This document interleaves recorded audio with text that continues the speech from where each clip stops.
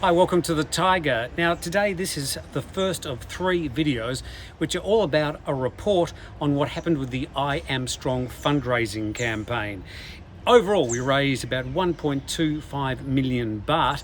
Part of that's already been paid to the charities and we're going to keep it ongoing. We'll explain more about that later. But first, let's head to Phuket and Sean Stenning.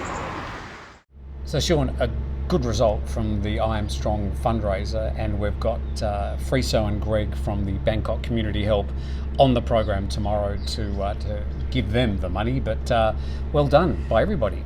Yeah, amazing result, Tim. You and your subscribers and the entire Thaiger team putting this together. You know, this is something that you've driven from the start. It's great coverage and we're really, really happy. And the key result is that we're going to help more people this week and next week than we ever thought we'd be able to. So thank you so much. Well, our pleasure. I think the congratulations goes to the 554 people, I think, who gave money to the campaign. So thank you to all of you. Much appreciated. The key thing is, though, that what is the critical problem at the moment? What is the money going to be spent on? Yeah, good question. So obviously we've been doing life bags now for 18 months, but things are adapted a little bit because of the increasing COVID cases here in Phuket. So you've been regularly reporting about things like community isolation and also communities just going into lockdown. And so some of it will be going to the communities that are under those 14 or 30-day stay-at-home orders. So there's a community in Bandon right now that's under one of those orders.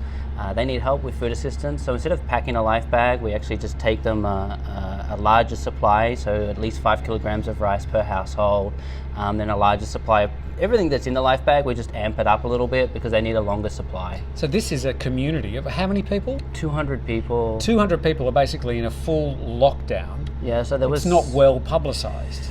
There was an initial 13 cases in that community, and then they went in and did some antigen tests and ended up with 60 positive cases. So they locked the entire community.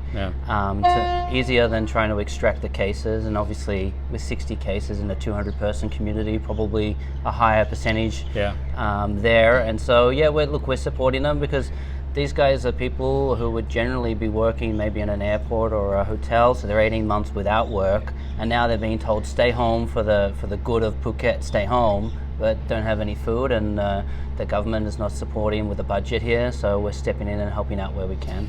So on the island of Phuket, how many people are currently needing some sort of daily or weekly support? What sort of numbers are we talking about? Yeah, I think it's a good question. So you have to play with registered and unregistered residents. So the registered residents, the number still sits at 48,000 who are in need of immediate food assistance.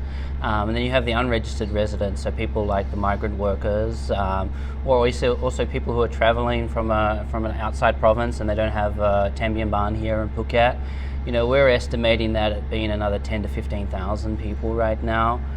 So it's a high need of food assistance here, and obviously it's going to be for a little while yet. You know, we think that at least another 4 to 6 months of this kind of support is going to be needed.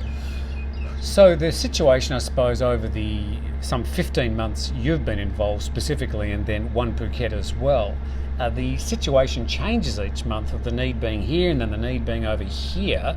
And even though Phuket's slowly opening up to international travellers, we've still got a tiny percentage of the number of tourists coming here at the moment. Yeah. How much longer can you keep doing what you're doing? You know, it's a good question, and speaking really openly, we're exhausted.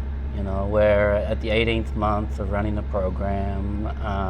Our team are tired, but you know, we get out and we keep pushing.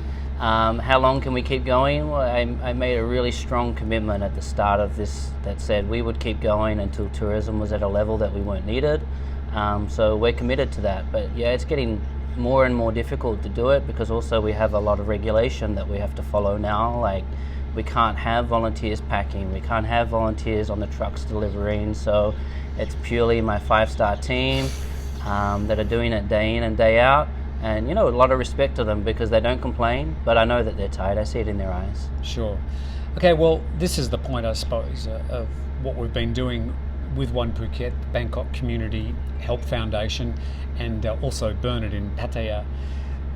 The campaign ran and we raised some 1.25 million baht, and we've now disseminated most of that, and we're just trying to tie up some of the loose ends. But the campaign is ongoing, and if you would like to donate to this situation, the link is underneath, and we'll continue to, as we get to a certain level, we'll disperse the money to those 3 different organisations and participants, and we do hope that your money goes directly to the people where the on-the-ground job is being done, and that's the key.